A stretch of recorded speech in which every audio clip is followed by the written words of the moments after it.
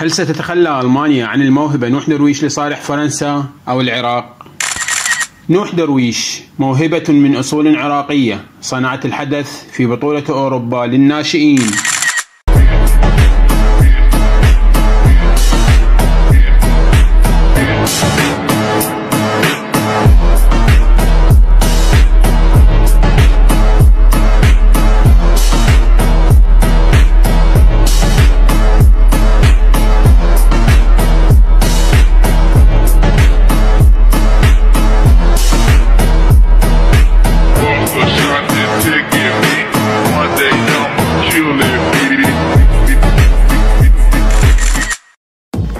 السلام عليكم ورحمة الله وبركاته. خطف نجم منتخب ألمانيا للناشئين وصاحب الأصول العراقية نوح درويش الأنظار في بطولة أوروبا تحت 17 عاما بعد أن قاد كتيبة المانشافت إلى اللقاء النهائي حيث سيقابلون فرنسا اليوم الجمعة.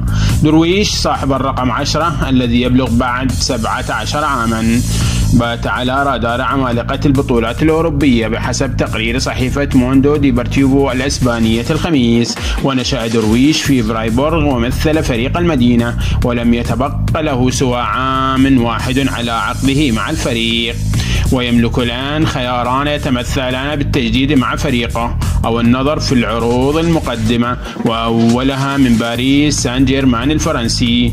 وارتفع سعر اللاعب بشكل كبير بعد التألق في كأس الأمم الأوروبية تحت 17 سنة، حيث دخل على رادار أياكس برفقة أرسنال وبايرن ميونخ ومانشستر يونايتد وجاره السيتي بحسب التقرير ذاته.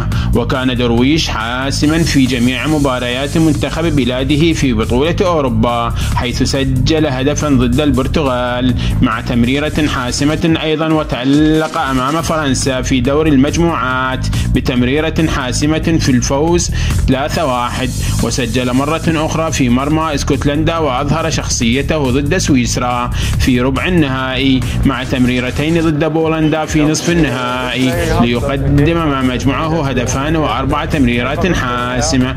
ويمكن لدرويش اللعب كجناح يمين أو يسار إضافة إلى صانع ألعاب، ويتفق النقاد المتخصصون على دوره الرئيسي في منتخب مليء باللاعبين الموهوبين خاصة في خط الوسط فصاعدا.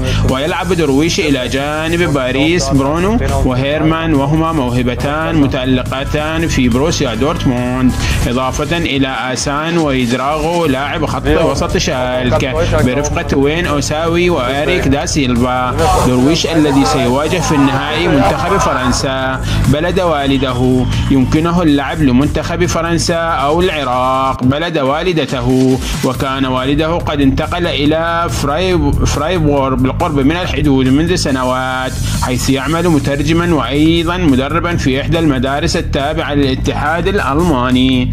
إذا أعجبكم الفيديو لا تنسونا من اللايك والاشتراك بالقناة ليصلكم كل جديد. في أمان الله.